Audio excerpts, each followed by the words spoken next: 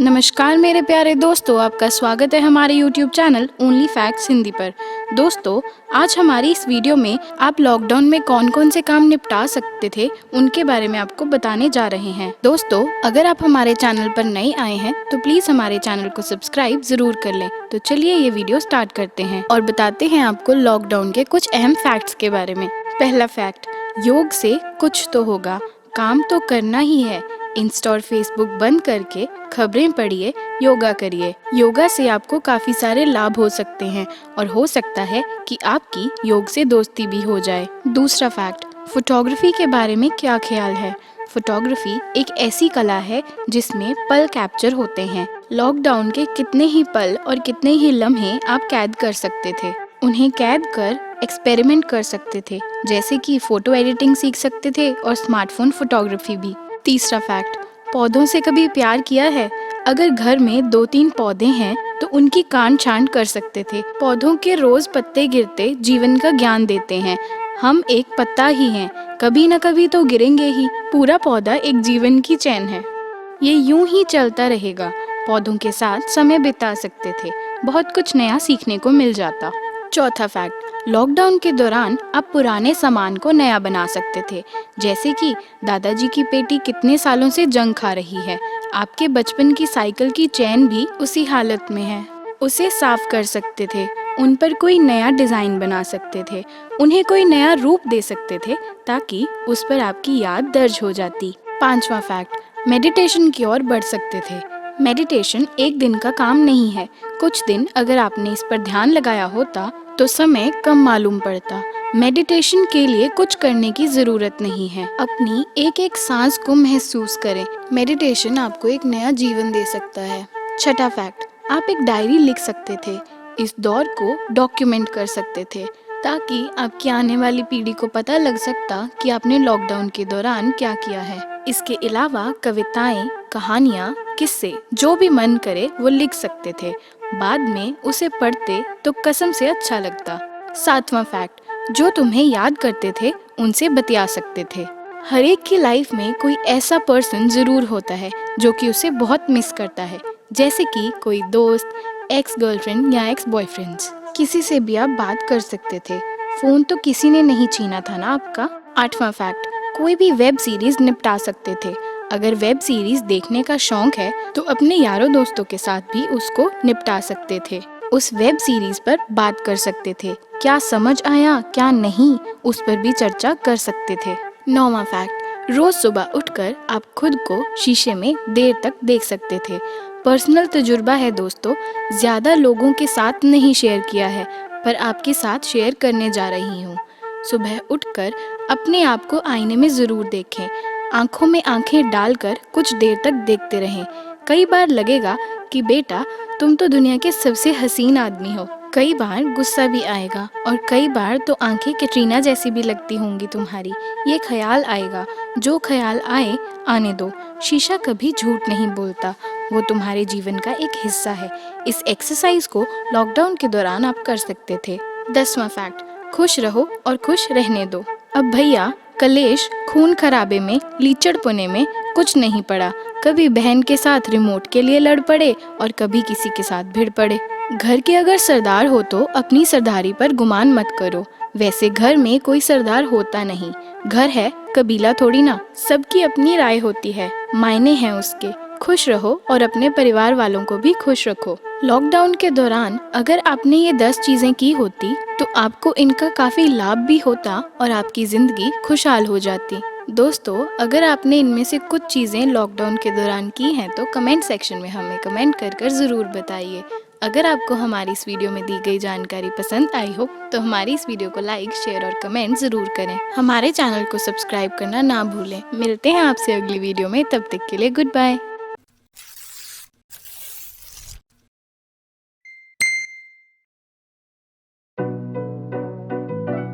नमस्कार दोस्तों, आपका स्वागत है हमारे YouTube channel only facts Hindi पर। दोस्तों, आज हम आपके लिए लेकर आए हैं उस शख्स की कहानी जिसने साबित कर दिया कि इंसान रिस्क लेकर कामयाबी के रास्ते पर चल सकता है और अपना नाम इस दुनिया में छाप सकता है। तो दोस्तों हम बात कर रहे हैं शेयर मार्केट के बेताज बादशाह के बारे में, जिनको ये नाम 1992 में मिला और इसकी शुरुआत कहाँ से हुई हम इस वीडियो में आपको बताने जा रहे हैं। फ्रेंड्स, अगर आप हमारे चैनल पर नए आए हैं तो प्लीज हमारे चैनल को सब्सक्राइब जरूर कर दीजिएगा और वीडियो को पूरी अंत तक जरूर देखना। हर्षद मेहता, जिसका पूरा नाम हर्षद शांतिलाल मेहता था, अपने समय में शेयर मार्केट का बेताज बादशाह था।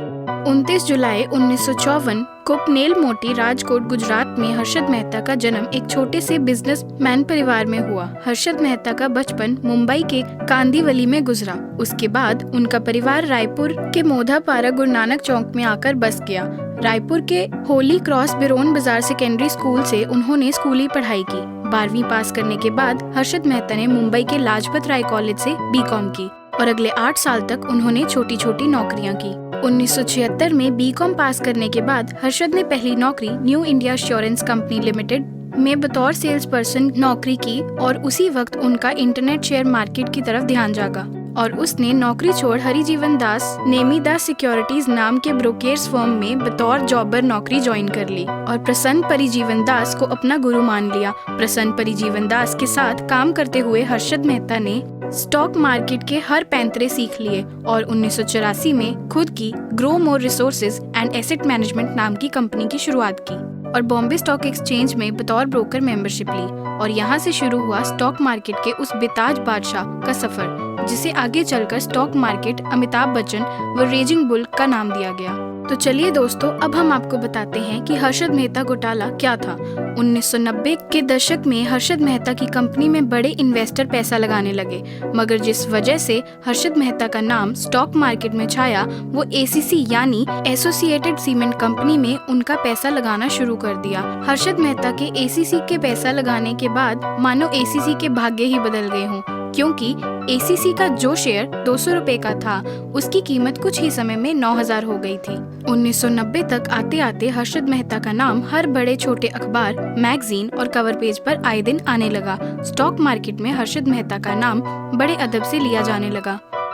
हर्षद मेहता के 15,500 स्क्वायर फीट की सी फेसिंग पेंट हाउस से लेकर उनकी महंगी गाड़ियों के शौक तक, इन सब चीजों ने उन्हें सेलिब्रिटी बना दिया था। ऐसा पहली बार हो रहा था कि कोई छोटा सा ब्रोकर लगातार इतने पैसे इन्वेस्ट कर रहा हो और हर इन्वेस्टमेंट के साथ करोड़ों कमा रहा हो। बस इसी सवाल ने हर्षद मेहता के अच्छे दिनों को बुरे दिनों में तब्दील कर दिया। सवाल ये था कि आखिर हर्षद मेहता इतने पैसे कहाँ से ला रहा है। 1992 में हर्षद मेहता के इस राज से टाइम्स ऑफ इंडिया की पत्रकार सुचेता दलाल ने इस राज का पर्दाफाश किया। सुचेता दलाल ने बताया कि हर्षद मेहता बैंक से सिर्फ 15 दिन का लोन लेता था और उसे स्टॉक मार्केट में लगा देता था। साथ ही 15 दिन के भीतर बैंक को मुनाफे के साथ पैसा लौटा भी देता था, मगर कोई भी 15 दिन के लिए लोन नहीं देता था। मगर हर्षद मेहता बैंक से 15 दिन का लोन ले लेता था। हर्षद मेहता एक बैंक से फेक बीआर बनवाता, जिसके बाद उसे दूसरे बैंक भी आराम से पैसा दे देते थे। हालांकि इसका खुलासा होने के बाद सभी बैंक ने उससे अपने पैसे वापस मांगने शुरू कर दिए। खुलासा होने के बाद मेहता के ऊपर 72 क्रिमिनल चार्ज लगाए गए और लगभग सिविल केस भी फाइल हुए। तो कैसे करता था हर्षद मेहता घोटाला, चलिए हम इस वीडियो में आपको ये भी बताते हैं। हालांकि इन सब के बावजूद हर्षद मेहता का मन नहीं माना। वो अखबारों में एडवाइजरी कॉलम्स में लिखने लगा कि आप इस कंपनी में इन्वेस्ट करें तो आपका फायदा होगा और इस कंपनी में ना करें तो आपका नुकसान होगा। बाद में पता चला कि मेहता सिर्फ उस कंपनी में पैसा लगाने की एडवाइस देता था जिसमें उसका खुद का पैसा लगा हुआ है। दोस्तों, हर्षद मेहता ने 1993 में पूर्व प्रधानमंत्री और उस वक्त के कांग्रेस के अध्यक्ष पीवी नरसिम्हा राव पर केस से बचने के लिए 1 करोड़ घूस लेने का आरोप लगाया था। हालांकि पर्याप्त सबूत न होने के कारण सरकार द्वारा इसे सिरे से खारिज कर दिया गया था। हर्षद मेहता पर कई सारे केस चल रहे थे, मगर उसे मात्र एक केस में ही दोषी पाया गया था। सुप्रीम कोर्ट ने उसे दोषी पाते हुए 5 साल की सजा और 25,000 रुपए का जुर्माना ठोका था। मेहता थाने जेल में बंद था। 31 दिसंबर 2001 को देर रात उसकी छाती में दर्द की शिकायत हुई, जिसके बाद उसे थाने सिविल हॉस्पिटल में भर्ती कराया गया, जहां पर उनकी मौत हो गई। दोस्तों, अगर आपको हमारी इस वीडियो में दी गई जानकारी पसंद आई हो तो हमारी इस वीडियो को लाइक, शेयर और कमेंट जरूर करिएगा। हमारे चैनल को सब्सक्राइब करना ना भूलिएगा। मिलते हैं आपसे अगली वीडियो में, तब तक के लिए गुड बाय।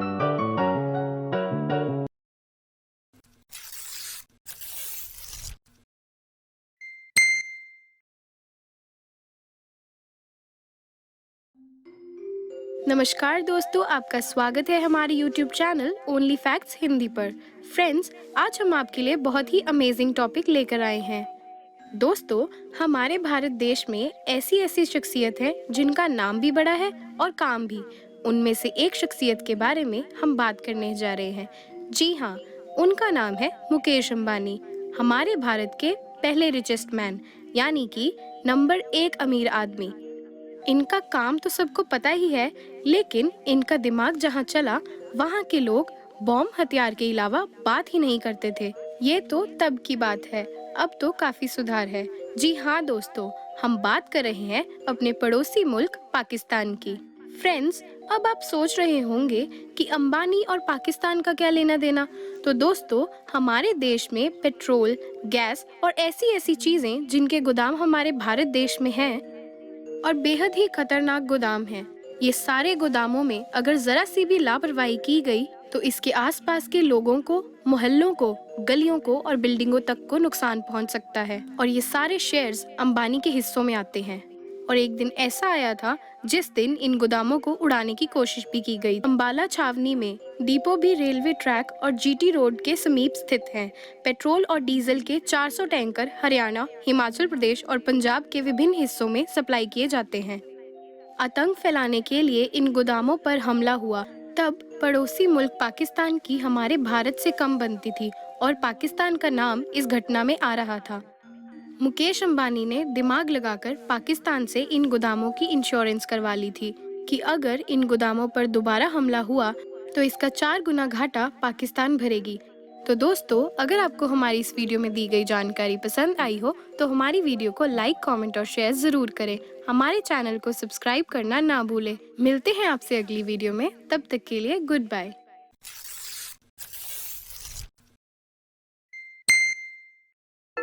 नमस्कार मेरे प्यारे दोस्तों, आपका स्वागत है हमारे YouTube channel only facts Hindi पर। दोस्तों, आज हम एक बहुत ही अद्भुत फूल के बारे में बात करने जा रहे हैं। इससे पहले अगर आप हमारे चैनल पर नए आए हैं तो हमारे चैनल को सब्सक्राइब जरूर कर ले। दोस्तों, आज हम ब्रह्म कमल फूल के बारे में बात करने जा रहे हैं। ब्रह्म कमल सक फूल एक बहुत ही अद्भुत फूल है। ये वर्ष में एक ही बार उगते हैं। अगस्त और सितंबर में इसके फूल खिलते हैं और वह भी सिर्फ 4 या 5 घंटे के लिए। अधिकतर यह हिमालय के राज्यों में ही पाया जाता है, परंतु आजकल लोग इसे घर में अपने गमले में भी उगाना शुरू हो गए हैं। ब्रह्म कमल खासकर उत्तराखंड राज्य का पुष्प है। यहाँ पर इनके पुष्पों की खेती भी होती है। उत्तराखंड में यह विशेष तौर पर पिंडारी से लेकर चिफला, रूपकुंड, हेमकुंड, ब्रिज गंगा फूलों की घाटी, केदारनाथ तक पाया जाता है। भारत के अन्य भागों में इसे कई और भी नामों से पुकारा जाता है, जैसे हिमाचल में दूधा फूल, कश्मीर में गलगल और उत्तर पश्चिमी भारत में बरगंडटोगेस। साल में एक बार खिलने वाले गुलबकावली को भी कई बार भ्रमवश ब्रह्म कमल के रूप में मान लिया जाता है। दोस्तों, अब हम आपको इसके औषधीय गुणों के बारे में बताने जा रहे हैं। माना जाता है कि इसकी पंखुड़ियों से अमृत की बूंदें टपकती हैं। इससे निकलने वाले पानी को पीने से थकान भी मिट जाती है। इससे पुरानी यानी कि काली खांसी का भी इलाज किया जाता है। इससे कैंसर सहित कई खतरनाक बीमारियों का इलाज होता है। यह तालों या पानी के पास नहीं बल्कि जमीन में उगता है। ब्रह्म कमल को ससोरिया ओबेलाटा भी कहते हैं। इसका वानस्पतिक नाम एपिथाइलम ऑक्सीपिटालम है। इसमें कई एक औषधीय गुण होते हैं। मेडिकल प्रयोग में इस फूल के लगभग 174 फॉर्मुलेशन पाए जाते हैं। वनस्पति विज्ञानियों ने इस दुर्लभ मादक फूल की 31 प्रजातियां पाई जाती हैं। तो चलिए दोस्तों, अब हम आपको ब्रह्म कमल की उत्पत्ति कैसे हुई थी इसके बारे में बताने जा रहे हैं। पौराणिक मान्यता है कि ब्रह्म कमल भगवान शिव का सबसे प्रिय पुष्प है। केदारनाथ और बद्रीनाथ में ब्रह्म कमल ही प्रतिमाओं पर चढ़ाए जाते हैं। किंवदंती है कि जब भगवान विष्णु हिमालय क्षेत्र में आए तो उन्होंने भोलेनाथ को 1000 ब्रह्म कमल चढ़ाए थे, जिनमें से एक पुष्प कम हो गया था। तब विष्णु भगवान ने पुष्प के रूप में अपनी एक आंख भोलेनाथ को समर्पित कर दी थी। तभी से भोलेनाथ का एक नाम कमलेश्वर और विष्णु भगवान का एक नाम कमल नयन पड़ा था। हिमालय क्षेत्र में इन दिनों जगह जगह ब्रह्म कमल खिलने शुरू हो गए हैं। इसलिए कहा जाता है कि ब्रह्म कमल का फूल विशेष दिनों में केदारनाथ में चढ़ाने से शिव जी प्रसन्न होकर जातक की मनोकामना पूर्ण करते हैं। फूल भगवान ब्रह्म का प्रतिरूप माना जाता है और इसके खिलने पर विष्णु भगवान की शैया दिखाई देती है। यह मां नंदा देवी का भी प्रिय पुष्प है। इससे नंदाष्टमी के समय पे तोड़ा जाता है और इसे तोड़ने के भी सख्त नियम होते हैं जिनका पालन किया जाना अनिवार्य होता है। इससे बुरी आत्माओं को भी भगाया जाता है। इस पुष्प का उल्लेख महाभारत में भी मिलता है। आख्यान है कि इसे पाने के लिए द्रौपदी विकल हो गई थी। तब भीम इसे लेने के लिए हिमालय की वादियों में गए थे और वहां उनका सामना हनुमान जी से हुआ था। भीम ने उन्हें एक वानर समझकर उनकी पूंछ हटाने का कहा था, परंतु हनुमान जी ने कहा था कि तुम शक्तिशाली हो तो यह पूंछ तुम ही हटा लो। परंतु भीम ऐसा नहीं कर सकता था और उसे यह समझ आ गया था कि ये तो साक्षात हनुमान जी हैं। तब भीम को अपनी भूल का एहसास हुआ था। दोस्तों, अगर आपको हमारी इस वीडियो में दी गई जानकारी पसंद आई हो तो हमारी इस वीडियो को लाइक, शेयर और कमेंट ज़रूर करिएगा। हमारे चैनल को सब्सक्राइब करना ना भूलिएगा। मिलते हैं आपसे अगली वीडियो में, तब तक के लिए गुड बाय।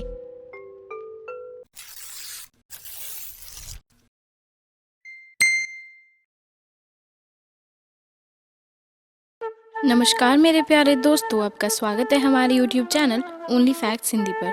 दोस्तों, आज हम AF447 की दुख भरी घटना के बारे में बात करने जा रहे हैं।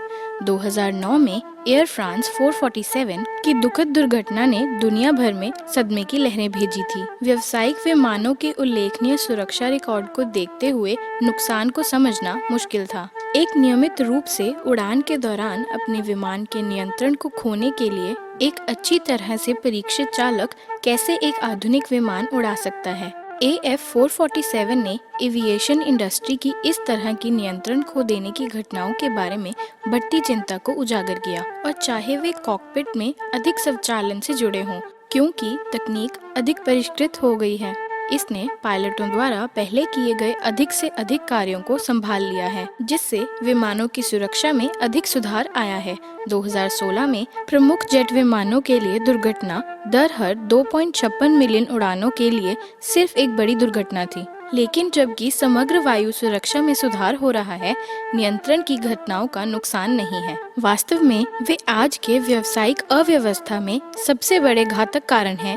2010 और 2014 के बीच 37 अलग अलग घटनाओं में 43% मृत्यु दर का लेखा जोखा है। नियंत्रण का नुकसान आमतौर पर तब होता है जब पायलट संभावित खतरनाक स्थिति को पहचानने और ठीक करने में विफल होते हैं, जिसमें विमान अस्थिर स्थिति में प्रवेश करता है। इस तरह की घटनाएं आमतौर पर अप्रत्याशित असामान्य घटनाओं से उत्पन्न होती हैं। वाणिज्यिक विमान ज्यादातर समय ऑटो पायलट पर ही उड़ते हैं। अधिकांश पायलटों के लिए स्वचालन आमतौर पर सुनिश्चित करता है कि संचालन सुरक्षित पूर्वानुमेय सीमाओं के भीतर अच्छी तरह से रहे।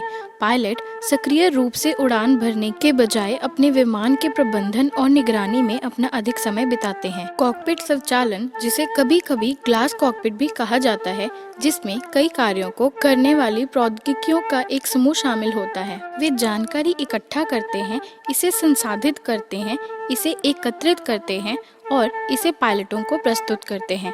अक्सर यह सरलीकृत, शैलीबद्ध और सहज तरीके से किया जाता है। फ्लाई बाय वायर के माध्यम से, जिसमें पायलट क्रियाओं उड़ान नियंत्रण प्रणाली के इनपुट के रूप में कार्य करती है, जो विमान के नियंत्रण सतहों के आंदोलनों को निर्धारित करती है। प्रौद्योगिकी पायलट कार्रवाई और विमान प्रतिक्रिया के बीच संबंधों को मध्यस्थ बनाती है। यह अधिभार, थकान और गिरावट के कारण मानवीय त्रुटियों के जोखिम को कम करता है और युद्धाभ्यास को रोकता है, जो विमान को तनाव और खतरे में डाल सकता है। स्वचालन बड़े पैमाने पर डेटा प्रसंस्करण क्षमता और प्रतिक्रिया की स्थिरता प्रदान करता है। हालांकि यह पायलटों के नियोजन पर जांच और अभिनय के बुनियादी चक्र में हस्तक्षेप कर सकता है, जो नियंत्रण और सीखने के लिए मौलिक है।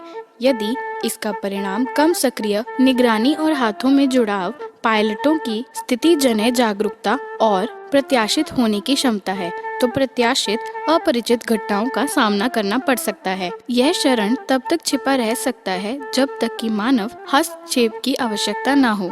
उदाहरण के लिए, जब प्रौद्योगिकी में खराबी या शर्तों का सामना करना पड़ता हो तो यह पहचान नहीं कर सकता और प्रक्रिया भी नहीं हो सकती है। यह चुनौती थी जिसे AF447 के चालक दल का सामना करना पड़ा था, लेकिन उन्हें कुछ स्वचालन आश्चर्य से भी निपटना पड़ा, जैसे कि तकनीक उन तरीकों से व्यवहार करती है जो उन्हें समझ नहीं आई या उम्मीद नहीं थी। AF447 के नुकसान के बारे में हम आपको बताने जा रहे हैं। AF447 अटलांटिक पर रात की उड़ान में 3.5 घंटे का था। एयरबस A330 पर गति संवेदकों के क्षणिक टुकड़े के कारण असंगत एयर स्पीड रीडिंग हुई, जिसके कारण फ्लाइट कंप्यूटर ने ऑटो पायलट को डिस्कनेक्ट करने और फ्लाइट लिफाफा संरक्षण को वापस लेने का नेतृत्व किया, क्योंकि यह अविश्वसनीय डेटा का सामना करने के दौरान करने के लिए प्रोग्राम किया गया था। चौंका देने वाली बात तो ये है कि पायलटों को अब भी विमान को मैनुअल रूप से उड़ाना पड़ा। दोस्तों, अगर आपको हमारी इस वीडियो में दी गई जानकारी पसंद आई हो तो हमारी इस वीडियो को लाइक, शेयर और कमेंट जरूर करिएगा। हमारे चैनल को सब्सक्राइब करना ना भूलिएगा। मिलते हैं आपसे अगली वीडियो में, तब तक के लिए गुड बाय।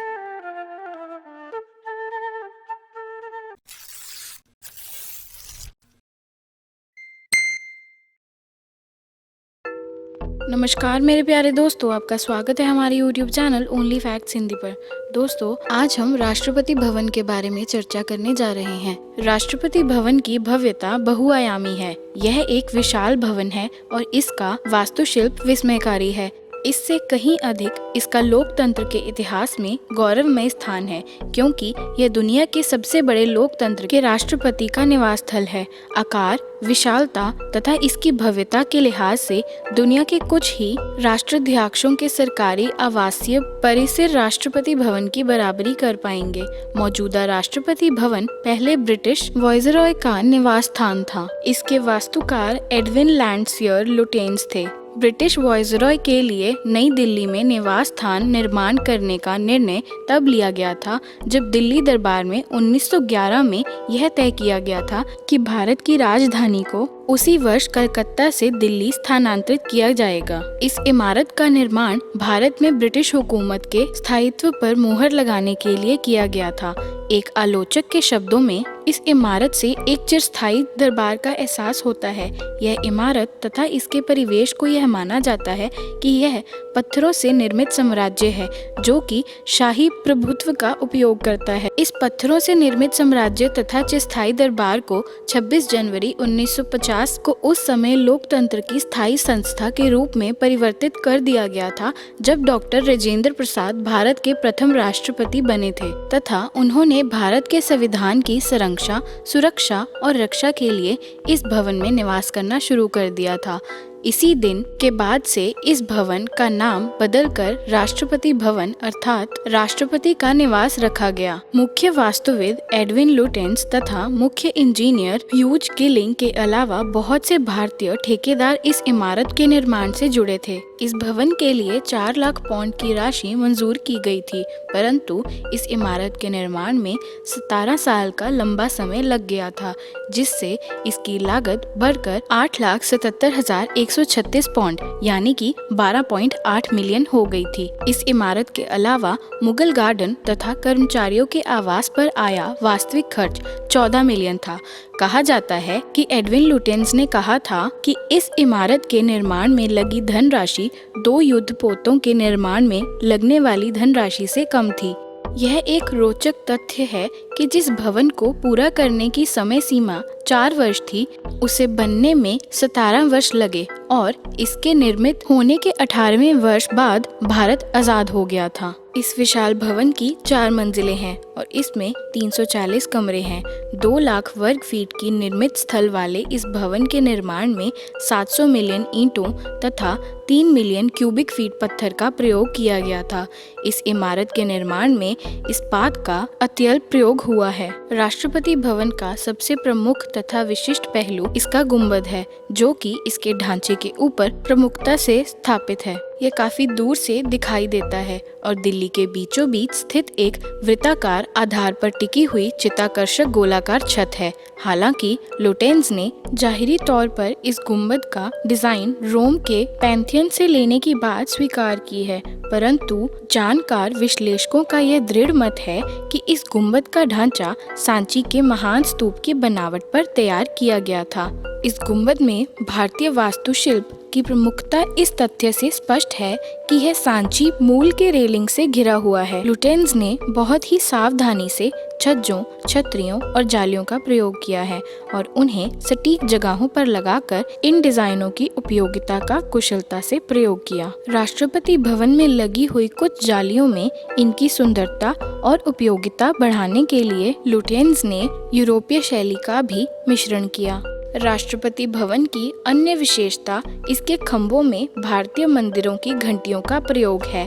यह सर्वविदित है कि मंदिरों की घंटियां हमारी सामाजिक संस्कृति, खासकर हिंदू, बौद्ध और जैन परंपराओं का अभिन्न अंग है। इन घंटियों का हेलेनिक शैली के वास्तुशिल्प के साथ मिश्रण वास्तव में भारतीय और यूरोपीय डिजाइनों के सम्मिश्रण का एक बेहतरीन उदाहरण है। खास बात तो यह है कि इस तरह की घंटियां नॉर्थ ब्लॉक और साउथ ब्लॉक तथा संसद भवन में मौजूद नहीं हैं। यह उल्लेख करना रोचक होगा कि राष्ट्रपति भवन के खंभों में इस तरह की घंटियों के प्रयोग का विचार कर्नाटक के मुदाबिद्री नामक स्थान पर स्थित एक जैन मंदिर से प्राप्त हुआ। जब चक्रवर्ती राजागोपालाचारी ने भारत के प्रथम गवर्नर जनरल के तौर पर पद ग्रहण किया और वे इस भवन में आकर रहने लगे, वे इसके कुछ ही कमरों में रहना पसंद करते थे, जो अब राष्ट्रपति का फैमिली विंग है। तत्कालीन वाइसरॉय के आवास को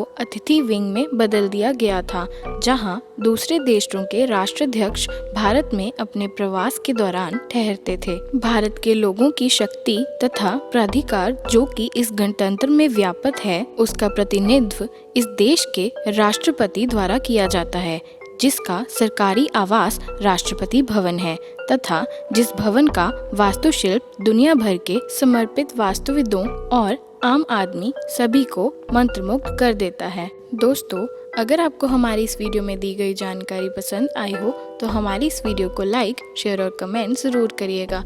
हमारे चैनल को सब्सक्राइब करना ना भूलिएगा। मिलते हैं आपसे अगली वीडियो में, तब तक के लिए नमस्कार।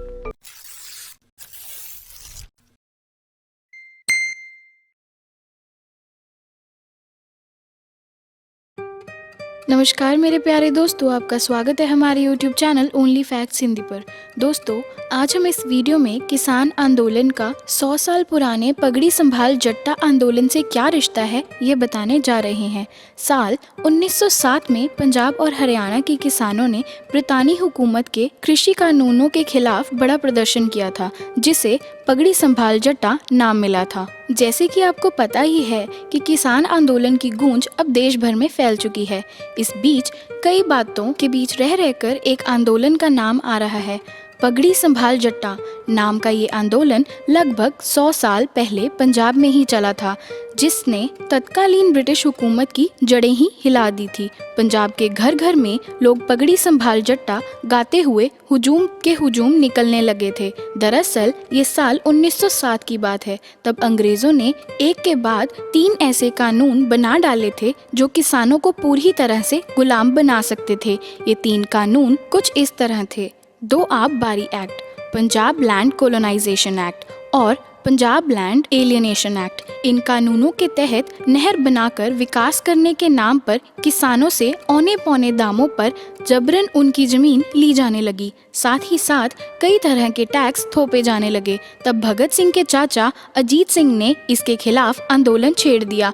हालांकि इस आंदोलन को पगड़ी संभाल जट्टा जैसा एकदम अलग सा नाम एक पत्रकार ने दिया था। मार्च 1907 को लायलपुर तत्कालीन पाकिस्तान में एक बड़ी रैली हुई। तब वहाँ एक अखबार चला करता था जिसका नाम था झांग स्याल। उसके एडिटर थे बांके दयाल। उन्हीं ने गाना गाया था, पगड़ी संभाल जट्टा पगड़ी संभाल। बता दें कि पगड़ी पंजाबियों किसानों के लिए गर्व की बात होती है और गाने के बोल सीधे उस सम्मान से जुड़ गए। जल्द ही यह गीत सबकी जुबान पर आ गया। फिर ऐसा ही हुआ कि आंदोलन का नाम ही पगड़ी संभाल जट्टा पड़ गया। आज जिस तरह से दिल्ली में किसान प्रदर्शन कर रहे हैं, वैसा ही उस समय भी हुआ था। इसमें किसानों ने पक्का किया कि वे प्रदर्शन से पहले बिल को पढ़कर सुनाएंगे, ताकि प्रदर्शन का हिस्सा बनने जा रहे हर एक किसान कानून के नुकसान अच्छी तरह से समझ सके। अपनी आत्मकथा बरीड अलाइव में आंदोलन के जनक अजीत सिंह ने घटना का जिक्र किया है। वैसे तो पंजाब और हरियाणा के किसान इसमें शामिल थे, लेकिन लायलपुर को प्रदर्शन का केंद्र बनाया गया था। इसका कारण यह था कि इस हिस्सों में दोनों ही राज्यों के किसान बसते थे। साथ ही साथ यहाँ मिलिट्री से रिटायर हो चुके फौजी भी थे। माना गया कि पूर्व फौजी मौजूदा फौजियों को अपने साथ ला सकेंगे, यानी पूरी तरह से पक्की योजना तैयार की गई थी। ये दिल्ली में हो रहे वर्तमान किसान आंदोलन से मिलता जुलता है। किसानों का कहना है कि कृषि कानून उन्हें अपनी खेती की जमीनों को कॉरपोरेट्स को बेचने पर मजबूर कर देंगे, ठीक उसी तरह जैसे नहर के नाम पर अंग्रेजों ने जमीनें ली थी। योजनाबद्ध तरीके से किसानों के प्रदर्शन में अंग्रेजी हुकूमत से परेशान आम लोग भी जुड़े और इसका असर भी दिखा। उन्होंने कानून में हल्के फुल्के बदलाव किए। साथ ही साथ आंदोलन का मुख्य चेहरा यानी अजीत सिंह को लगभग 40 सालों के लिए देश से निकाल दिया गया था। बाद में अजीत सिंह अफगानिस्तान, ईरान, इटली और जर्मनी तक गए और अपनी लड़ाई जारी रखी। हालांकि इसका कोई बड़ा फायदा ना हो सका। इस बार किसान आंदोलन में भी कुछ ऐसे ही आसार दिख रहे हैं कि केंद्र सरकार उनसे बात करने की कोशिश कर रही है। हो सकता है कि आगे बातचीत से कोई रास्ता निकल सके। पगड़ी संभाल जट्टा आंदोलन को चिंगारी अजीत सिंह ने दी थी, लेकिन जल्द ही देश के प्रमुख क्रांतिकारी भी उसमें शामिल होने लगे। लाला लाजपत राय को पहले ही खबर हो गई थी कि डरे हुए अंग्रेज कानून में थोड़ी सी छूट देने वाले हैं। पहले तो उन्होंने आंदोलन रोकने की बात की, लेकिन फिर उन्हें भी एहसास हो गया कि आंदोलन किसानों तक ही नहीं सीमित रहेगा, बल्कि ब्रितानिया हुकूमत को देश से भी निकालने में मदद कर सकेगा। साल 1907 में हुए किसान आंदोलन और मौजूदा आंदोलन में कई समानताएं होने के साथ ही एक बड़ा फर्क भी है। मौजूदा प्रदर्शन काफी हद तक शांतिपूर्ण है और हिंसा की कोई खबर नहीं फैली है। वहीं पगड़ी संभाल जट्टा के दौरान काफी हिंसा हुई थी। तब अंग्रेजों की लगातार ज्यादतियों से परेशान किसानों ने रावलपिंडी, गुजरावाला और लाहौर में हिंसक प्रदर्शन किए। अंग्रेजों को मारा पीटा गया और अपमानित करने के लिए कीचड़ फेंकने जैसे काम भी हुए। छुटपुट मारपीट के अलावा बड़े स्तर की हिंसा भी हुई, जैसे अंग्रेजी के दफ्तर जलाने की कोशिश की गई और तार की लाइनें खराब कर दी गई। लाहौर में एएसपी को पीटा गया। मुल्तान में किसानों के सपोर्ट में रेलवे कर्मचारी हड़ताल पर चले गए और तभी लौटे जब कानून में बदलाव हुए। अंग्रेज अफसरों ने अपने परिवारों को मुंबई भेज दिया था, ताकि हालात खराब होने पर उन्हें इंग्लैंड भेजा जा सके। आंदोलन के प्रणेता अजीत सिंह ने इन सारे वाक्यों को अपनी आत्मकथा में लिखा था। बाद में जाकर अंग्रेजों को समझ आया कि किसानों का गुस्सा और प्रदर्शन केवल एक कानून के चलते नहीं था, बल्कि उनकी हुकूमत के खिलाफ था। इस तरह से पगड़ी संभाल आंदोलन भी देश की आज़ादी के आंदोलनों का हिस्सा बना। दोस्तों, अगर आपको हमारी इस वीडियो में दी गई जानकारी पसंद आई हो तो हमारी इस वीडियो को लाइक, शेयर और कमेंट ज़रूर करिएगा। हमारे चैनल को सब्सक्राइब करना ना भूलिएगा। मिलते हैं आपसे अगली वीडियो में, तब तक के लिए नमस्कार।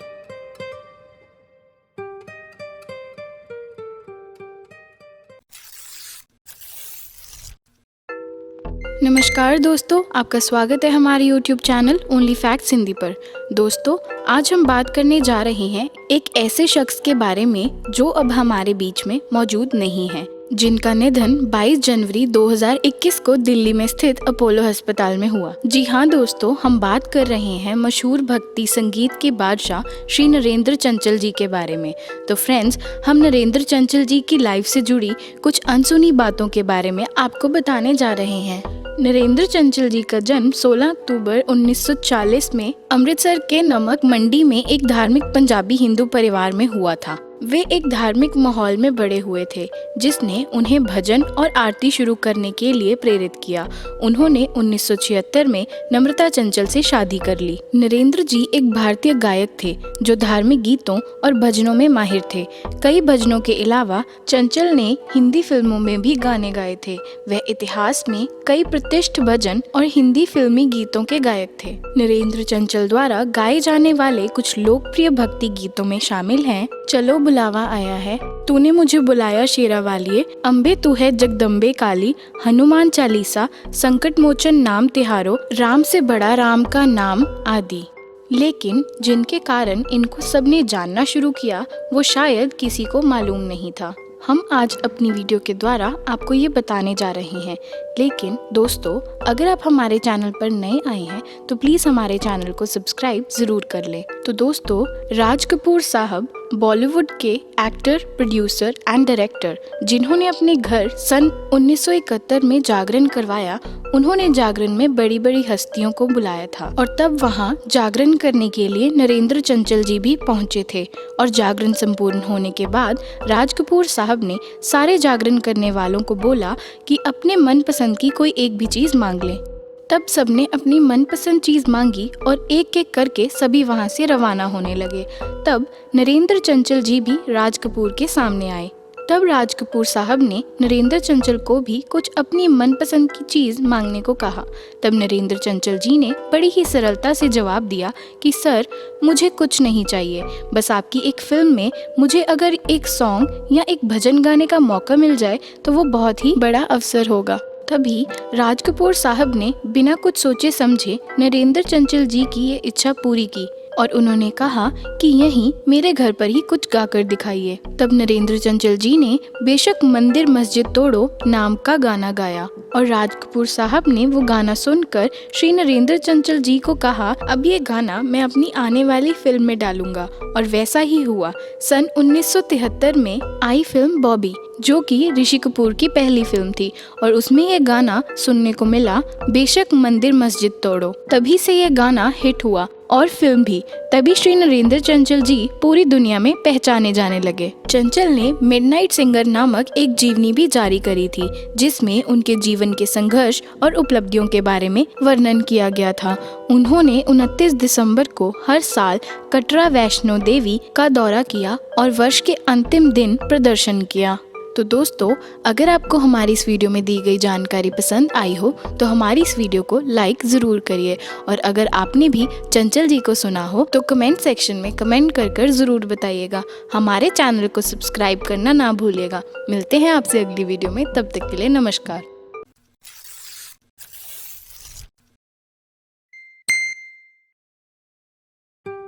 नमस्कार मेरे प्यारे दोस्तों, आपका स्वागत है हमारे YouTube channel only facts Hindi पर। दोस्तों, आज हम बाज पक्षी के बारे में कुछ बातें करने जा रहे हैं। इस वीडियो से आप सीखेंगे कि बाज पक्षी बच्चों के साथ क्या करते हैं। बाज पक्षी को हम ईगल या शाहीन भी कहते हैं। जिस उम्र में बाकी परिंदों के बच्चे चिचियाना सीखते हैं, उस उम्र में एक मादा बाज अपने चूजे को पंजे में दबोचकर सबसे ऊंचा उड़ जाती है। पक्षियों की दुनिया में ऐसा कठिन परीक्षण किसी और का नहीं होता है। मादा बाज अपने चूजे को लेकर लगभग 12 किलोमीटर ऊपर ले जाती है, जितनी ऊपर आमतौर पर जहाज उड़ते हैं, और वह दूरी तय करने में मादा बाज 7 से 9 मिनट का समय लेती है। यहाँ से शुरू होती है उस नन्हे से चूजे की कठिन परीक्षा। उसे अब यहाँ बताया जाएगा कि तू किस लिए पैदा हुआ है, तेरी दुनिया क्या है, तेरी ऊंचाई क्या है, तेरा धर्म बहुत ऊंचा है। और फिर मादा बाज उसे अपने पंजों से छोड़ देती है। धरती से लगभग 400-500 मीटर की दूरी पर उसे अब लगता है कि उसके जीवन की शायद अंतिम यात्रा है। फिर अचानक से एक पंजा उसे आकर अपनी गिरफ्त में ले लेता है और अपने पंखों के दरमियान समा लेता है। यह पंजा उसकी माँ का होता है, जो ठीक उसके ऊपर चिपक कर उड़ रही होती है। उसकी यह ट्रेनिंग निरंतर चलती रहती है जब तक कि वह उड़ना नहीं सीख जाता। ये ट्रेनिंग एक कमांडो की तरह होती है। तब जाकर दुनिया को एक बाज मिलता है जो अपने से 10 गुना अधिक वजनी प्राणी को भी शिकार कर लेता है। हिंदी में यह कहावत है, बाज के बच्चे मुंडेर पर नहीं उड़ते। बेशक अपने बच्चों को अपने से चिपका कर रखिए, पर उसे दुनिया की मुश्किलों से रूबरू कराइए, उन्हें लड़ना सिखाइए, बिना आवश्यकता के भी संघर्ष करना सिखाइए। वर्तमान समय की अनंत सुख सुविधाओं की आदत और माता पिता के बेहिसाब लाड प्यार ने मिलकर आपके बच्चों को ब्रायलर मुर्गे जैसा बना दिया है, जिसके पास मजबूत टंगड़ी तो है पर वह चल नहीं सकता, वजनदार पंख तो हैं पर वह उड़ नहीं सकता, क्योंकि गमले के पौधे और जंगल के पौधे में बहुत फर्क होता है। तो दोस्तों, अगर आपको हमारी इस वीडियो में दी गई जानकारी पसंद आई हो तो हमारी इस वीडियो को लाइक, शेयर और कमेंट ज़रूर करिएगा। हमारे चैनल को सब्सक्राइब करना ना भूलिएगा। मिलते हैं आपसे अगली वीडियो में, तब तक के लिए नमस्कार।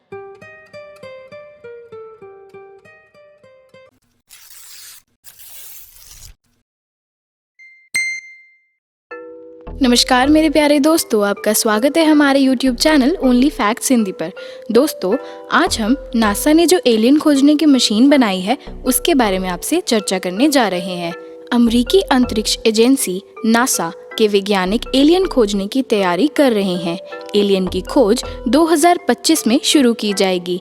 इसके लिए नासा के वैज्ञानिकों ने एक ऐसा रोवर बनाया है जो बृहस्पति यानी जुपिटर के चंद्रमा यूरोपा के समुद्र में गोते लगाएगा। इस रोवर का नाम है BRUIE, buoyant rover for under ice exploration. NASA के इस रोवर का हाल ही में अंटार्कटिका के ठंडे समुद्र में परीक्षण किया गया। इस रोवर ने समुद्र में जमे हुए बर्फ के नीचे काफी देर तक गोता लगाया। 2 पहियों और 2 कैमरे वाला ये ब्रूई रोवर एक बार चार्ज करने पर महीनों तक चल सकता है।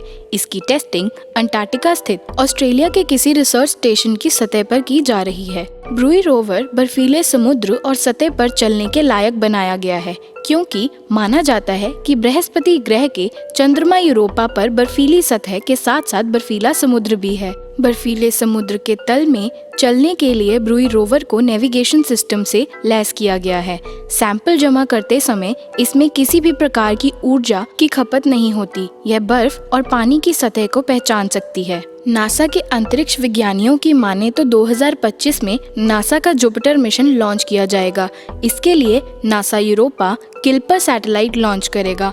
इस किल्पर सैटेलाइट में ब्रूई रोवर भी जाएगा। दोस्तों, अगर आपको हमारी इस वीडियो में दी गई जानकारी पसंद आई हो तो हमारी इस वीडियो को लाइक, शेयर और कमेंट ज़रूर करिएगा।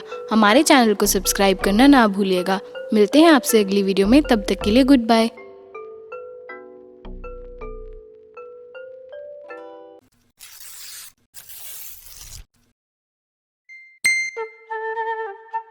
नमस्कार मेरे प्यारे दोस्तों, आपका स्वागत है हमारे YouTube channel only facts Hindi पर। दोस्तों, आप लोग कभी कभी सोचते तो होंगे कि हम न्यू जनरेशन से बिलोंग करते हैं, फिर भी हम पुराने सॉन्ग्स क्यों सुनते हैं और हमारे साथ ऐसा क्यों होता है। तो चलिए आज हम आए हैं इन फैक्ट्स के साथ और आपको बताते हैं कि ऐसा क्यों होता है। तो ये वीडियो स्टार्ट करने से पहले अगर आप हमारे चैनल पर नए आए हैं तो प्लीज़ हमारे चैनल को सब्सक्राइब ज़रूर कर लें। दोस्तों, जिनका जन्म 90s में हुआ उनको आपने देखा होगा कि अक्सर वे पुराने हिंदी या पंजाबी सॉन्ग सुनते रहते हैं।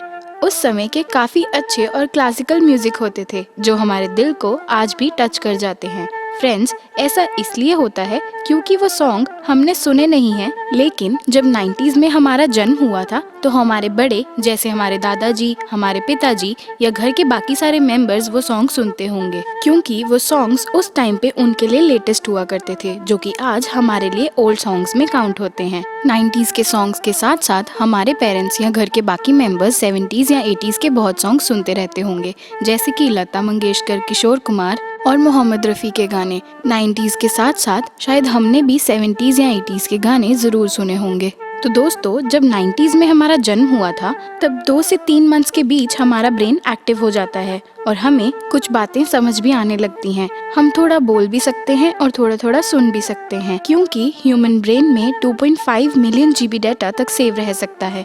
यही फैक्ट्स है कि हम जब 3 मंथ्स के होते हैं तभी जब हमारे घर के मेंबर्स ये सॉन्ग सुना करते थे तब हमारे दिमाग में इस सॉन्ग की बीट या लिरिक्स सेव हो जाती थी।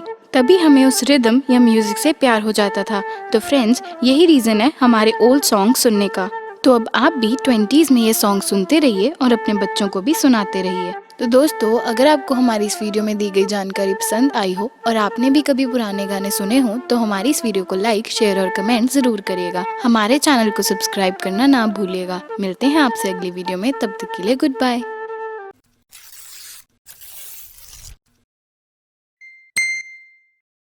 नमस्कार मेरे प्यारे दोस्तों, आपका स्वागत है हमारे YouTube channel only facts Hindi पर। दोस्तों, आज हम आपको एक मदर डॉटर डुओ के बारे में बताने जा रहे हैं जो कि सड़क सुरक्षा को बढ़ावा दे रही हैं। अहमदाबाद में सड़क सुरक्षा एक रचनात्मक मोड़ ले रही है। सभी सौम्या पांड्या ठाकुर और शकुंतला पांड्या के धन्यवादी हैं। इस माँ बेटी की जोड़ी ने एक प्रयोग के रूप में एक आश्चर्यजनक 3D ज़ेब्रा क्रॉसिंग को विचित्र किया, जिसे शहर के अधिकारियों ने चालकों को सावधानी बरतने के लिए एक सफल विधि के रूप में सराहा।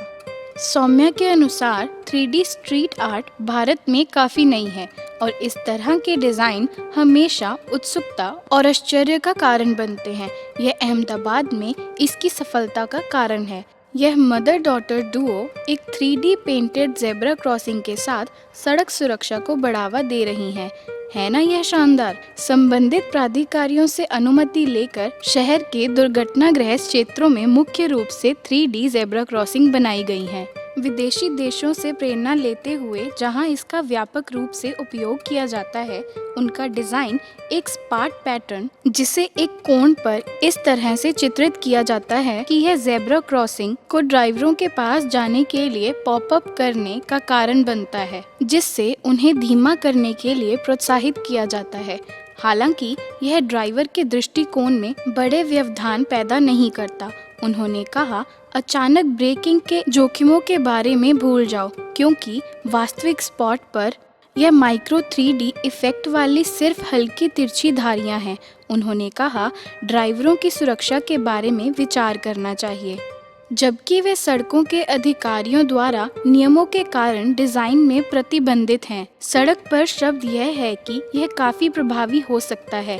उन्होंने कहा, अधिकारियों ने अहमदाबाद में प्रभावों का परीक्षण किया है और इसे अब तक एक सफल अवधारणा के रूप में अनुमोदित किया है। यह भी कहा गया है कि यह डिजाइन कॉपीराइट के लिए भी योग्य है। सौम्या बचपन से ही कला से जुड़ी रही हैं। प्रकृति के साथ गहराई से प्यार है। उसकी कई प्रदर्शनियां प्रकृति के साथ संबंध की भावना को बढ़ावा देती हैं। सौम्या सन 2000 से सौम्याज वेट ब्रश नामक एक आर्ट हब चला रही हैं। वह बच्चों और वरिष्ठ नागरिकों को भी कला सिखाती हैं। दोस्तों, अगर आपको हमारी इस वीडियो में दी गई जानकारी पसंद आई हो तो हमारी इस वीडियो को लाइक, शेयर और कमेंट ज़रूर करिएगा। हमारे चैनल को सब्सक्राइब करना ना भूलिएगा। मिलते हैं आपसे अगली वीडियो में, तब तक के लिए गुड बाय।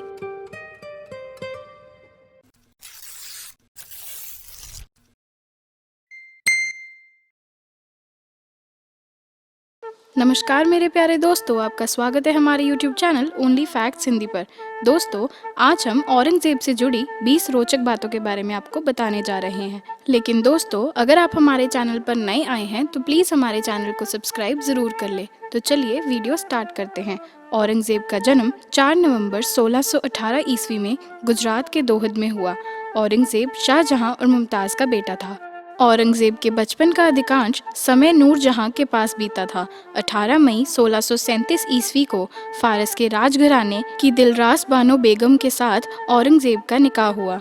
आगरा पर कब्जा कर जल्दबाजी में औरंगजेब ने अपना राज्याभिषेक अबुल मुजफ्फर मुहियुद्दीन मुजफ्फर औरंगजेब बहादुर आलमगीर की उपाधि से 31 जुलाई 1658 ईस्वी को दिल्ली में करवाया। सम्राट औरंगजेब ने इस्लाम धर्म के महत्व को स्वीकारते हुए कुरान को अपने शासन का आधार बनाया। औरंगजेब के गुरु थे मीर मोहम्मद हकीम खजुआ। देवराय के युद्ध में सफल होने के बाद 15 मई 1659 ईस्वी को औरंगजेब ने दिल्ली में प्रवेश किया। गुरु हरकृष्ण के बेटे गुरु तेग बहादुर सिंह ने औरंगजेब की नीतियों का विरोध किया और इस्लाम धर्म स्वीकार करने का विरोध किया, जिसकी वजह से उन्हें दिल्ली में कैद कर औरंगजेब ने दिसंबर 1765 ईस्वी में मरवा दिया। जय सिंह और शिवाजी के बीच पुरंदर की संधि 22 जून 1665 ईस्वी में संपन्न हुई। 22 मई 1666 ईस्वी में आगरे के किले के दीवान-ए-आम में औरंगजेब के सामने शिवाजी उपस्थित हुए और उन्हें कैद करके जयपुर भवन में रखा गया। औरंगजेब ने अप्रैल 1679 ईस्वी को हिंदुओं पर दोबारा जजिया कर लगा दिया। सर्वप्रथम जजिया कर मारवाड़ पर लागू किया गया। औरंगजेब ने 1679 ईस्वी में लाहौर की बादशाही मस्जिद बनवाई थी। औरंगजेब ने औरंगाबाद में 1688 ईस्वी में बीबी का मकबरा अपनी पत्नी रबिया दुर्रानी की स्मृति में बनवाया था। औरंगजेब ने दिल्ली के लाल किले में मोती मस्जिद बनवाई थी। 1686 ईस्वी में बीजापुर और 1697 ईस्वी में गोलकुंडा को औरंगजेब ने मुगल शासन में मिला लिया। भरतपुर राजवंश की नींव औरंगजेब के शासनकाल में जाट नेता चुरामन ने डाली। औरंगजेब के समय में हिंदू मनसबदारों की संख्या 337 थी, जो अन्य मुगल सम्राटों की तुलना में सबसे अधिक थी। औरंगजेब के बेटे शहजादा अकबर ने दुर्गादास के बहकावे में आकर अपने पिता के खिलाफ विद्रोह किया। औरंगजेब ने कुरान को अपना शासन आधार बनाया।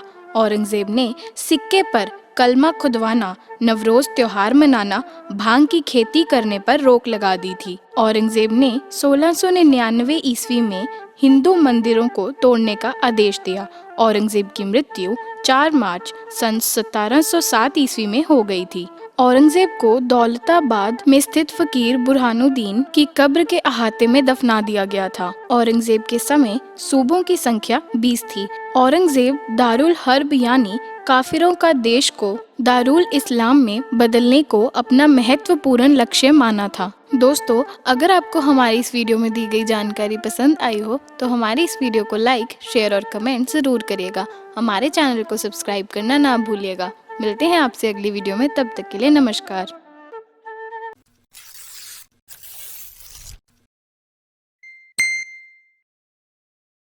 नमस्कार मेरे प्यारे दोस्तों, आपका स्वागत है हमारे YouTube channel only facts Hindi पर। दोस्तों, आज हम टाइम कैप्सूल के बारे में बात करने जा रहे हैं। तो दोस्तों, क्या होता है ये टाइम कैप्सूल, इस वीडियो में हम आपको ये बताएंगे। अगर आप हमारे चैनल पर नए आए हैं तो प्लीज़ हमारे चैनल को सब्सक्राइब ज़रूर कर लें। टाइम कैप्सूल एक कंटेनर की तरह होता है जिसे विशिष्ट सामग्री से बनाया जाता है। टाइम कैप्सूल हर तरह के मौसम का सामना करने में सक्षम होता है। उसे जमीन के अंदर काफी गहराई में दफनाया जाता है।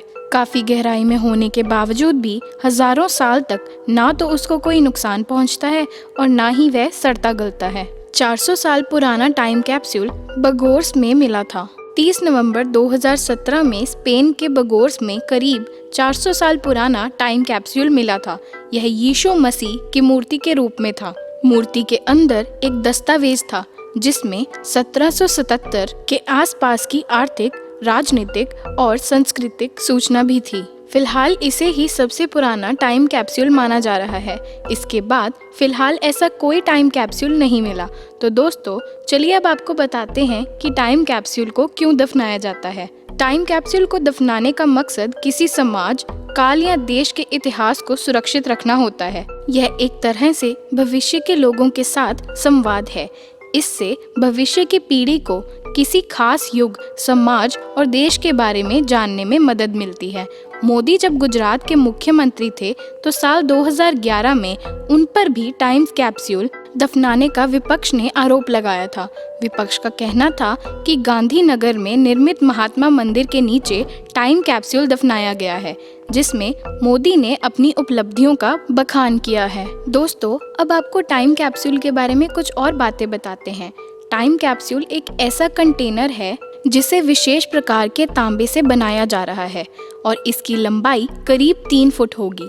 इस कॉपर की विशेषता यह है कि यह सालों साल खराब नहीं होता और सैकड़ों हजारों साल बाद भी इसे जमीन से निकालने के बाद इसमें मौजूद सभी दस्तावेज पूरी तरह से सुरक्षित होंगे। IIT कानपुर ने भी अपने स्वर्ण जयंती कार्यक्रमों के दौरान पिछले 50 साल के इतिहास को संजोकर रखने के लिए टाइम कैप्सूल का निर्माण करवाया था। इस टाइम कैप्सूल को राष्ट्रपति प्रतिभा पाटिल फरवरी 2010 में जमीन के नीचे रखा था। इस टाइम कैप्सूल में IIT में अब तक के सभी रिसर्च, अनुसंधान, शिक्षकों एवं फैकल्टी के बारे में सारी जानकारी सुरक्षित रखी गई थी, ताकि अगर कभी यह दुनिया तबाह भी हो जाए तो IIT कानपुर का इतिहास सुरक्षित रह सके।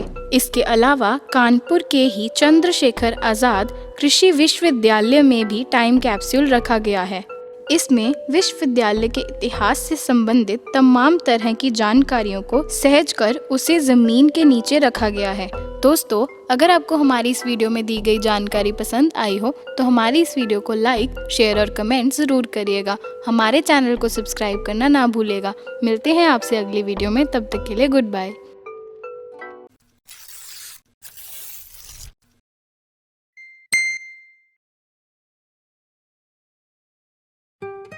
नमस्कार दोस्तों, आपका स्वागत है हमारे YouTube channel only facts Hindi पर। दोस्तों, आज हम एक बहुत ही अमेजिंग टॉपिक लेकर आए हैं। दोस्तों, आपने शादियां तो बहुत देखी होंगी भारत जैसी कंट्रीज में, लेकिन भारत एक ऐसा देश है जहां पर शादी का रीति रिवाज और उसकी मान्यता हमारे जीवन का एक बहुत ही अहम हिस्सा है। और एक ऐसे ही विश्वास के साथ हम आपको बताने जा रहे हैं कि इंद्रदेव को प्रसन्न करने के लिए एक मेंढक और एक मेंढकी की शादी करवाते हैं। जी हाँ दोस्तों, ये बहुत ही रेयर है। दोस्तों, अगर आप हमारे चैनल पर नए आए हैं तो प्लीज़ हमारे चैनल को सब्सक्राइब ज़रूर कर लें।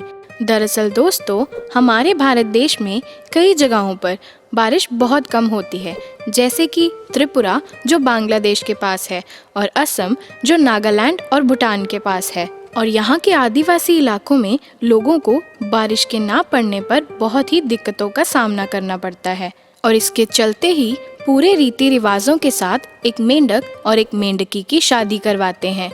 और यहाँ की मान्यता है कि मेंढक और मेंढकी की शादी करवाने से इंद्रदेव प्रसन्न होकर सारा साल बहुत ही भरपूर बारिश बरसाते हैं। तो चलिए दोस्तों, आपको एक छोटी सी इससे जुड़ी कहानी बताते हैं। 2019 में बहुत समय बारिश ना पड़ने और सूखे के कारण बारिश के देवता को प्रसन्न करने के लिए 2 मेंढकों की शादी करवाई गई थी। लेकिन इसके बाद वहां इतनी बारिश हुई कि हजारों घरों को नुकसान पहुंच गया।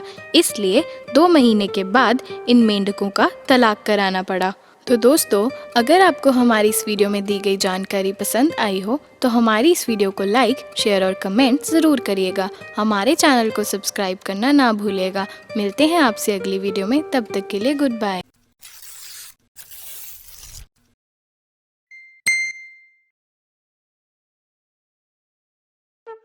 नमस्कार मेरे प्यारे दोस्तों, आपका स्वागत है हमारे YouTube channel only facts Hindi पर। दोस्तों, आज हम बात करेंगे महादेव के 12 ज्योतिर्लिंग में से पहला, जिसको हम सोमनाथ के नाम से जानते हैं।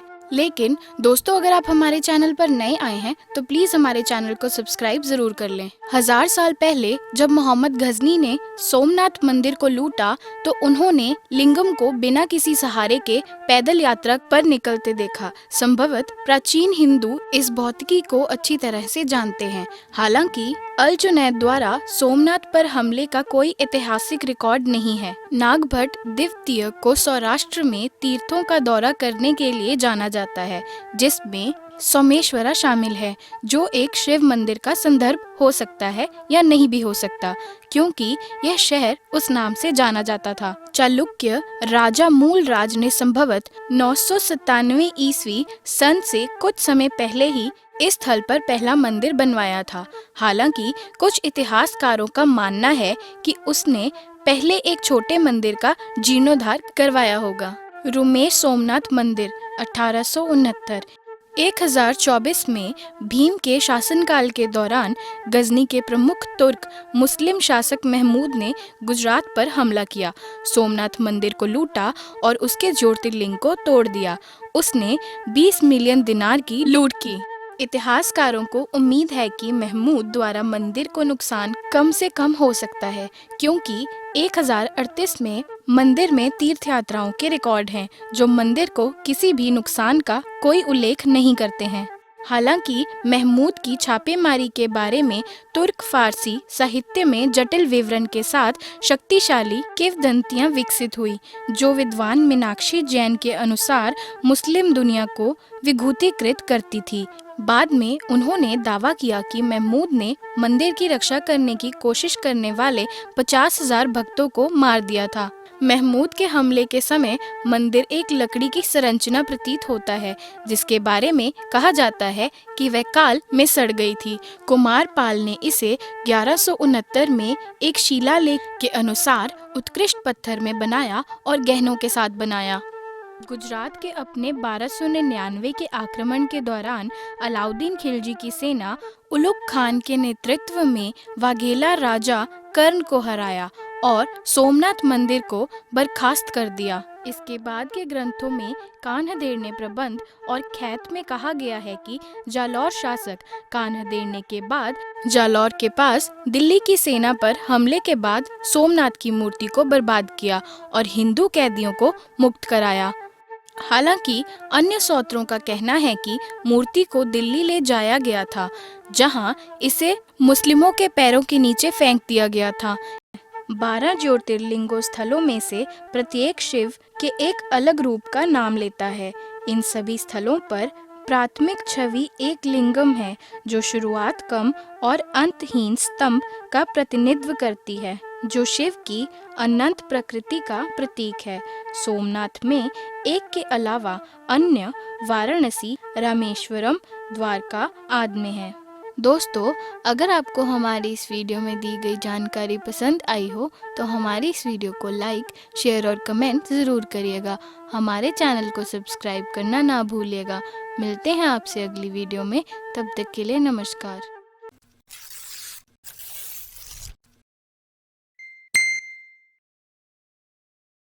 नमस्कार दोस्तों, आपका एक बार फिर से स्वागत है हमारे YouTube channel only facts Hindi पर। दोस्तों, आप और हम जब भी चाय पीनी होती है तो क्या करते हैं? या तो खुद बना लेते हैं और ज़्यादा से ज़्यादा यही होता है कि हम बाहर चाय पीने चले जाते हैं। दोस्तों, लेकिन हम चाय तभी बाहर पीने जाते हैं जब घर में गैस या फिर कुछ बनाने के लिए ना हो। लेकिन भारत देश में चाय बनाने वाले और चाय पीने वाले हमेशा चर्चा में रहे हैं। जी हाँ दोस्तों, आपने सिर्फ हमारे देश के प्रधानमंत्री के बारे में ही सुना होगा कि वो चाय बेचने का काम करते थे और अपनी मेहनत और लगन से ही देश के प्रधानमंत्री बने। लेकिन एक और शख्स है जिसने चाय पीने के लिए वो काम किया जिससे पता चलता है कि इनके चाय पीने का अंदाज सबसे ही अलग है। दोस्तों, अगर आप हमारे चैनल पर नए आए हैं तो प्लीज हमारे चैनल को सब्सक्राइब जरूर कर लें। दोस्तों, हम बात करने जा रहे हैं उत्तराखंड में नैनीताल के रहने वाले दान सिंह बिष्ट के बारे में, जिन्हें टिम्बर किंग ऑफ इंडिया के नाम से भी जाना जाता है। उन्हें पूरे भारत में एक चैंपियन कारोबारी का दर्जा भी हासिल हुआ था। इन्होंने जब नैनीताल के जंगलों में जोर से बारिश पड़ रही थी और तभी वहाँ मजदूर आए जो कि लकड़ियाँ काटने का काम कर रहे थे और कहने लगे कि मालिक, चाय पीनी है और सारी लकड़ियाँ तो गीली हैं, तो हम चाय कैसे पिएंगे? तो दान सिंह ने अपनी जेब से नोटों का बंडल निकालते हुए कहा, इसको जलाकर चाय बना लो और मुझे भी पिला देना। देखा दोस्तों, इनके चाय पीने का अंदाज कितना ही अलग है। दोस्तों, हम आपको इनकी स्टोरी तो नहीं बता सकते क्योंकि इनका जीवन बहुत ही शान से गुजरा है। जितनी भी रेल की पटरियों पर लकड़ियां डलती थी वो इनकी फैक्ट्री से ही बनकर आती थी, तभी इनको भारत में लकड़ियों के राजा के नाम से जाना जाता था। दोस्तों, भगवान बड़े बोल ना ही बुलवाए। आज इनके साथ रहने वाले इनके फैमिली मेंबर्स रेंट के एक घर में रहते हैं।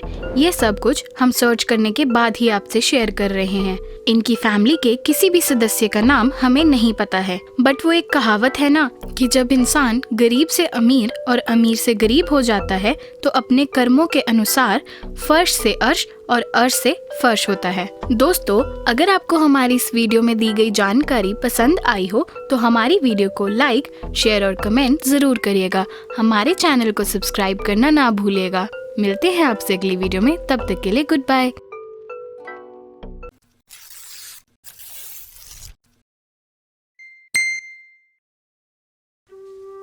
फ्रेंड्स, अक्सर आपने सुना होगा कि औरतें अपने पेट में कोई बात नहीं रख सकती। मतलब जैसे हम उनको कुछ भी बताएं तो औरतें आगे बता ही देती हैं। सीक्रेट रह ही नहीं पाता, हमेशा आगे पता लग जाता है। तो इसके पीछे क्या रहस्य है और ऐसा क्यों होता है, ये हमको आज इस वीडियो के द्वारा पता लगेगा। तो फ्रेंड्स, आपका स्वागत है हमारे YouTube channel only facts Hindi पर। दोस्तों, इसका रहस्य भी महाभारत से जुड़ा हुआ है। आइए आपको बताते हैं इसके बारे में। फ्रेंड्स, अगर आप हमारे चैनल पर नए आए हैं तो प्लीज़ हमारे चैनल को पहले सब्सक्राइब कर लें। दोस्तों, जब महाभारत में अर्जुन के द्वारा कर्ण का वध हुआ था तो वहाँ पर 5 पांडवों की माँ कुंती पहुंची और कर्ण का सर अपनी गोद में रखकर जोर जोर से विलाप करने लगी। तब वसुदेव कृष्ण को छोड़कर बाकी सब पांडवों को सदमे में डाल दिया कि हमारी माँ एक शत्रु के मरने पर इतना विलाप क्यों कर रही हैं। तब पांडवों के बड़े युधिष्ठिर ने पूछा, माँ आप हमसे कुछ छुपा रही हैं क्या? तब युधिष्ठिर के पूछने पर माता कुंती ने बताया, ये तुम्हारा बड़ा भाई है। ये सुनकर युधिष्ठिर के पैरों तले जमीन खिसक गई और उसने अपनी माँ को श्राप दे दिया। युधिष्ठिर ने कहा, आपने मेरे हाथों इतना बड़ा अनर्थ करवा दिया। मैंने सदैव धर्म की रक्षा करने का प्रण लिया और आपने हमसे ये अधर्म करवा दिया। ये कहकर देवी देवताओं को, धरती, आकाश, वायु को साक्षी मानकर उन्होंने अपनी माँ को यह श्राप दिया कि आज के बाद कोई भी स्त्री अपने पेट में कोई रहस्य की बात नहीं छुपा सकेगी। दोस्तों, आपको इसके पीछे की कथा बता देते हैं कि कुंती को कर्ण कैसे मिले थे और उन्होंने ये बात क्यों छुपा कर रखी थी। कुंती श्री कृष्ण के पिता वसुदेव की बहन और भगवान श्री कृष्ण की बुआ थी। महाराज कुंती भोज से कुंती के पिता शूरसेन की मित्रता थी। कुंती भोज को कोई संतान नहीं थी, अतः उन्होंने शूरसेन से कुंती को गोद मांग लिया था। कुंती भोज के यहाँ रहने के कारण ही कुंती का नाम कुंती पड़ा था। हालांकि पहले इनका नाम पृथा था। कुंती का विवाह राजा पांडु से हुआ था। राजा शूरसेन की पुत्री कुंती अपने महल में आए महात्माओं की सेवा करती थी। एक बार वहाँ ऋषि दुर्वासा भी आए। सेवा से प्रसन्न होकर दुर्वासा ने कहा, पुत्री, मैं तुम्हारी सेवा से अत्यंत प्रसन्न हुआ हूँ, अतः तुझे एक ऐसा मंत्र देता हूँ जिससे तू जिस देवता का सम्मान करेगी वह तत्काल तेरे समक्ष प्रकट होकर तेरी मनोकामना पूर्ण करेंगे। इस तरह कुंती को वह मंत्र मिल गया। एक दिन कुंती के मन में आया कि क्यों ना इस मंत्र की जांच कर ली जाए, कहीं यह यूं ही तो नहीं। तब उन्होंने एकांत में बैठकर उस मंत्र का जाप करते हुए सूर्यदेव का स्मरण किया। उसी क्षण सूर्यदेव प्रकट हो गए।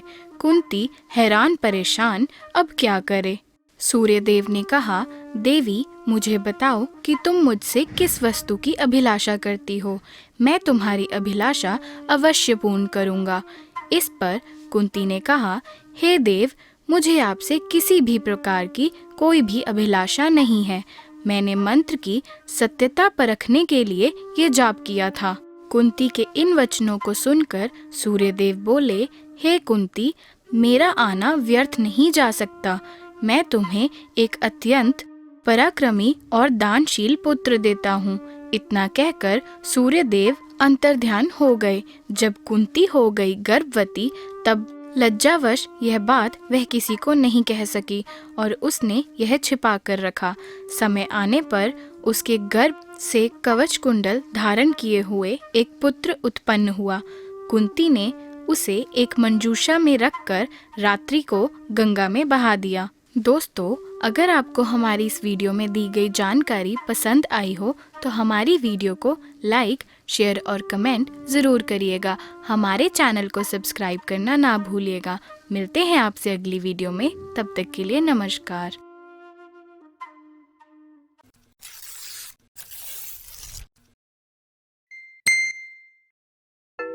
नमस्कार दोस्तों, आपका स्वागत है हमारे YouTube channel only facts Hindi पर। दोस्तों, आज जिस टॉपिक के बारे में हम चर्चा करने जा रहे हैं उस बात ने काफ़ी कुछ चेंज कर दिया है। हमारे भारत देश में इस टॉपिक को लेकर काफ़ी चेंजेस आ चुके हैं। दोस्तों, वीडियो स्टार्ट करने से पहले अगर आप हमारे चैनल पर नए आए हैं तो प्लीज़ हमारे चैनल को सब्सक्राइब ज़रूर कर लीजिए। दोस्तों, ये काफ़ी समय पहले का या यूं मान लें कि बहुत ही पुराना रिवाज है हमारे भारत का कि जब कोई लड़का या लड़की शादी से पहले एक दूसरे को पसंद करते हैं तब उनसे पूछा जाता है कि आप दोनों क्या काम करते हो। मीन्स लड़के वालों के रिश्तेदार लड़की से पूछते हैं कि अगर तुम पापड़ को बिना जलाए उनको भून कर खिला दो तो हम ये रिश्ता पक्का समझेंगे। और लड़की वालों के रिश्तेदार लड़के वालों से पूछते हैं कि क्या सैलरी लेते हो, कैसी सोसाइटी में रहते हो, और तो और फिर भी अगर उन्हें तसल्ली ना हो तो वो घर के पास रहने वाले लोगों से पूछते हैं कि लड़का कैसा है। लेकिन आज के दौर ने तो हद ही पार कर दी है। क्या आप जानना चाहेंगे? दोस्तों, आज के रिवाज इनसे कुछ हटकर ही हैं, जो कि बहुत ही चौंकाने वाले हैं। दोस्तों, जब लड़की या लड़के वाले रिश्ते की बात पक्की करने वाले होते हैं तो शादी से पहले उनका HIV मेडिकल टेस्ट करवाने और उसकी रिपोर्ट नेगेटिव आने के बाद ही रिश्ते को हाँ की जाती है। दोस्तों, अगर आपको हमारी इस वीडियो में दी गई जानकारी पसंद आई हो तो हमारी वीडियो को लाइक, शेयर और कमेंट जरूर करिएगा। हमारे चैनल को सब्सक्राइब करना ना भूलिएगा। मिलते हैं आपसे अगली वीडियो में, तब तक के लिए गुड बाय।